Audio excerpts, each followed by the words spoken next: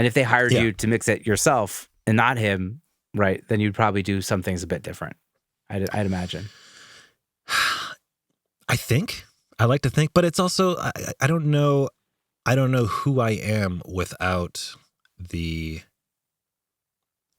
whoa, that's a heavy statement, right? I don't know who I am, but what I mean by that is I don't know who I am because what I've learned from him informs so much of what I do.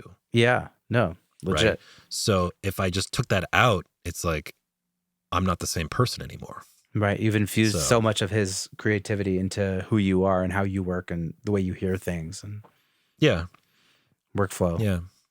But you know, as we're saying, like, you know, maybe over the next year, if I'm just sort of pursuing more and more of my own things, like it'll be, maybe I'll find who that is. I have this theory that, so we all pick up an instrument or get into music basically because we hear something and we fall in love with it, right? Like, who's your favorite band? Radiohead. Okay, Radiohead. Okay, sure. So, and your guitar player? A bass player. Bass player. Okay.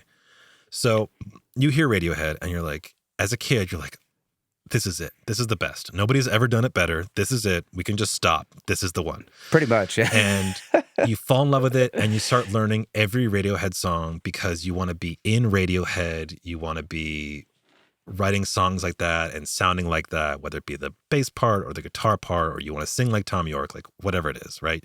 You fall in love.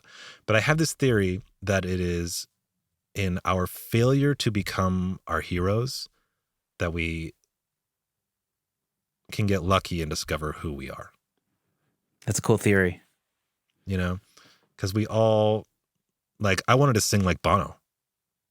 I was like, oh, that's it. Like that's the peak right there. And I can't, and I never will be able to, you know, and I don't sound like him. I don't have, my voice is different. But hopefully, you know, as a lifetime goes by, it will be my failure in being that I might discover what I'm supposed to be. I love that. That's so cool. A little philosophy. Yeah. I mean, as like, you know, as someone who has dabbled with singer-songwriting, I haven't done it in a while, but I have written songs and, you know, whatever. Yeah, there are things that, you know, you internalize from whether it's Tom York or Paul McCartney or like all, you know, the people that I love, right? Like that, I love the way they do things, you know?